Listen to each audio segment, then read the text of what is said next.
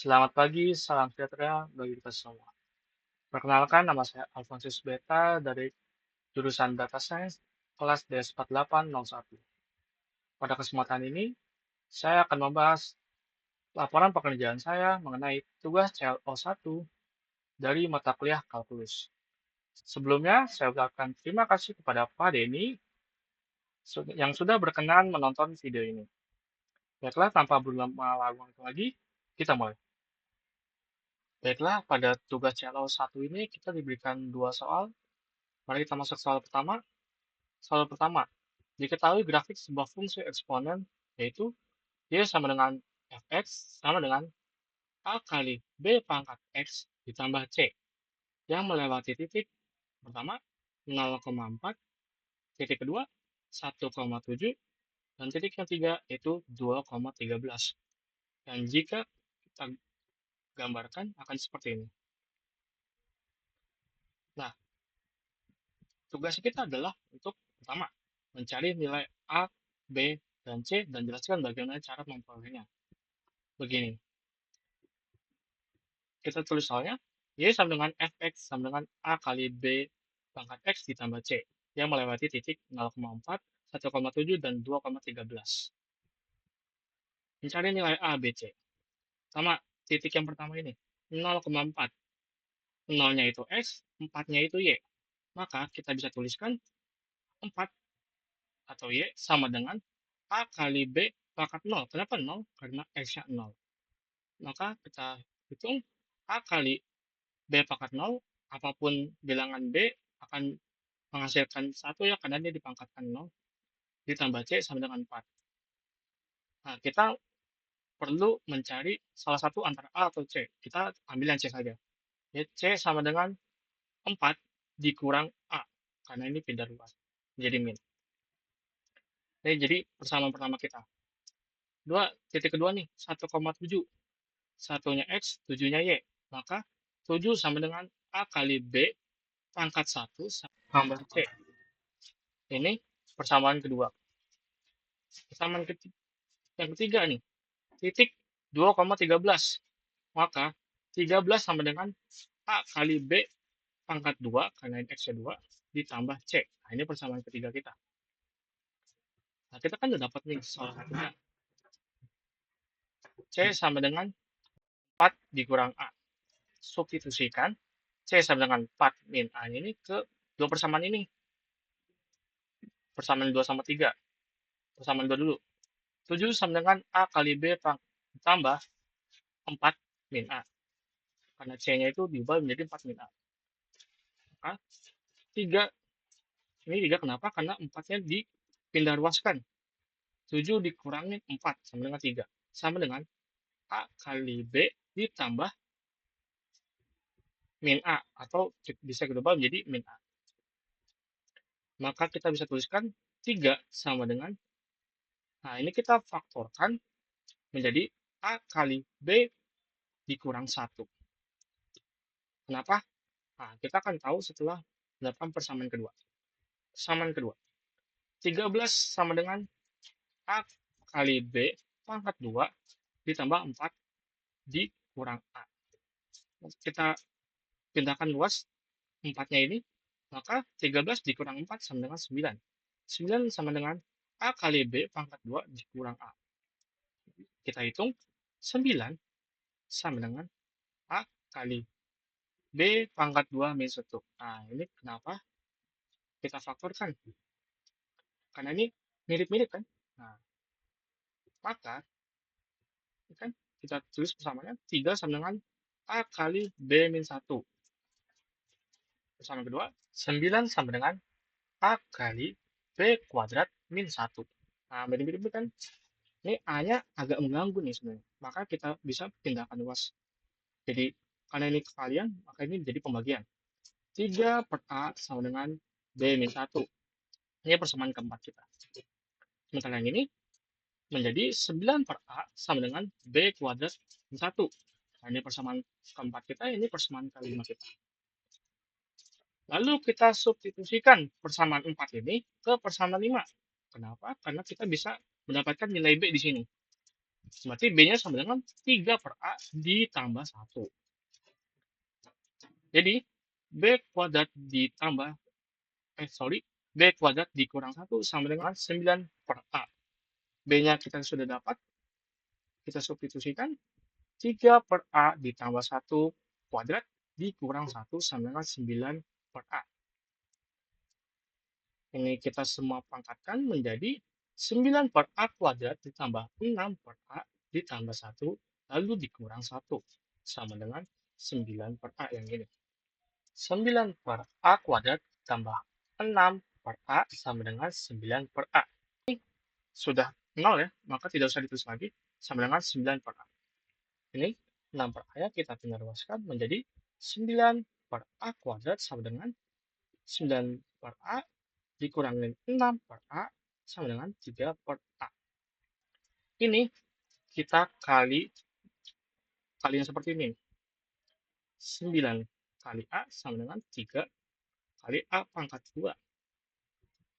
Nah, kita pindahkan 2 sini, makanya akan menjadi 0. 3A kuadrat dikurangi 9A.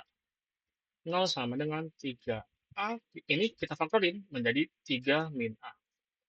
Ini kita bagi 3, kenapa? Karena ini ada variabel 3-nya. Nih, di sini. Agak mengganggu, maka kita ubah 0 sama dengan A dikali 3 min A. Kita faktorkan menjadi A sama dengan 0. Ini nggak memenuhi karena X itu tidak boleh sama dengan 0 untuk persamaan kuadrat. Dan A sama dengan 3. Nah, ini boleh, memenuhi. Jadi A kita mendapatkan 3. Nah, dari A ini kita bisa mendapatkan nilai C. Nih, 4 min A. 4 min A sama dengan C. C 4 dikurangi 3, maka C-nya 1. Nah, dari sini kita bisa mendapatkan nilai B-nya dari persamaan yang ini nih. 7 sama dengan A kali B ditambah C. 7 sama dengan A-nya 3 dikali B ditambah C. C-nya 1. Pindah luas jadi 6 sama dengan 3B. Nah, 6 pindah luas kita bagi, berarti 6 bagi 3 sama dengan 2. Nah, 2 itu sama dengan B. Nah, sudah dapat kan? A, B, dan C. A-nya 3, B-nya 2, dan C-nya 1. Lalu yang kedua, hitunglah nilai fx jika x-nya adalah 1 dan fx jika f-nya adalah 3. Nah, kita pakai fungsi yang ini saja. Maka f min 1 sama dengan A kali B pangkat min 1 ditambah C. A-nya 3, 3 dikali B-nya 2, 2 pangkat min 1 ditambah C, C-nya 1. Sama dengan 3 kali 1/2 setengah ditambah 1. Yang kita operasikan menjadi 3 ditambah 2 per 2. Atau 52, ini tidak bisa, atau ini 2,5 baliknya. Maka F min 1 sama dengan 2,5. Lalu F3 sama dengan A kali B pangkat 3 ditambah C. A-nya 3, B-nya 2 pangkat 3 ditambah C1 sama dengan 3 kali 2 pangkat 3, 8 ditambah 1. 24 ditambah 1 sama dengan 25. Maka F3 sama dengan 25. Lalu yang ketiga, kita mencari bilangan bulat terkecil Z agar Fz lebih besar dari 1 juta. Maka ini kita bisa cari dengan kita ini AB pangkat Z, karena ini udah ubah menjadi Z, ditambah C lebih besar dari 1 juta. A-nya kita ubah 3, B-nya kita ubah menjadi 2, berarti 3 kali 2 pangkat Z ditambah 1, C-nya 1. Lebih besar dari 1 juta. 1 kita pindah ruaskan saja, tidak apa-apa. Berarti 3 kali 2 pangkat Z lebih besar dari 999.999. Maka ini kita pindah luas, karena dikali bakal dibagi, ini berarti menjadi 2 pangkat Z lebih besar dari 333.333. Nah, ini kita ubah ke bentuk logaritma. Jadi 2 log 2 pangkat Z, nah ini kita ubah menjadi 2 log 333.333. Nah, kita ubah, ini Z lebih besar dari 2 log 333.333. Yang dimana ini hasilnya adalah atau ekuivalen 18,346.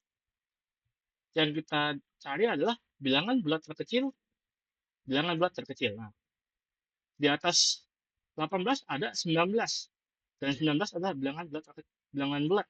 Maka 19 memenuhi yang kita cari. Jadi bilangan bulat terkecil Z yaitu 19. Karena ini lebih dari. Nah, lalu yang terakhir, kita mencari bilangan bulat terbesar Z agar Fz lebih kecil sama dengan 1001. Nah, kita pakai ini juga. A kali B pangkat Z ditambah C lebih kecil sama dengan 1001. Kita ubah 3 kali 2 pangkat Z ditambah 1 lebih kecil sama dengan 1001. Satunya kita pindah luas menjadi 3 dikali 2 pangkat Z lebih kecil sama dengan 1000. Nah, ini kita bagi saja nggak apa-apa. Pindah luas maksudnya 2 pangkat Z lebih kecil sama dengan 333,33. Maka ini mau kita ubah, saya nggak mau ada koma. Jadi 2 pangkat Z lebih kecil sama dengan 33.333 per 100. Jadi ini bisa kita ubah menjadi 2 pangkat Z lebih kecil sama dengan, ini kan 25 dikali 4. Seperempat dikali 33.333 per 25. Ini kita ubah ke logaritma, untuk logaritma. Jadi 2 log 2 pangkat Z lebih kecil sama dengan 2 log yang ini dulu 33.333 per 25 dikurang 2 log 2 pangkat 2. Kenapa? Karena 4 sama dengan 2 pangkat 2. Maka kita operasikan Z lebih kecil sama dengan 2 log 33.333 per 25 dikurangi 2. Yang dimana ekuivalen sama dengan 8,38 Z-nya. Jadi, bilangan bulat terbesar yaitu 8.